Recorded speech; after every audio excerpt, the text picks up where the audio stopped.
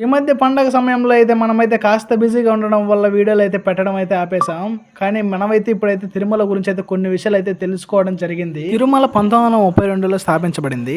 కలియుగంలో భక్తులు రక్షించడానికి శ్రీ మహావిష్ణువు శ్రీ వెంకటేశ్వరుడుగా తిరుమల కొండలోకి ఆనంద నిలయంలో అవతరించాడని పురాణాలు చెబుతున్నాయి.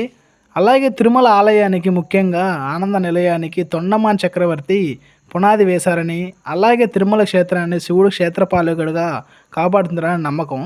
శ్రీ రామానుజాచార్యులు గారు ఈ కొండపై మోకాళ్ళపై ఎక్కారని, ఆయన జ్ఞాపకార్థం పైన మోకాళ్ళ మెట్ట ఆలయం ఉందని అనుకుంటున్నారు.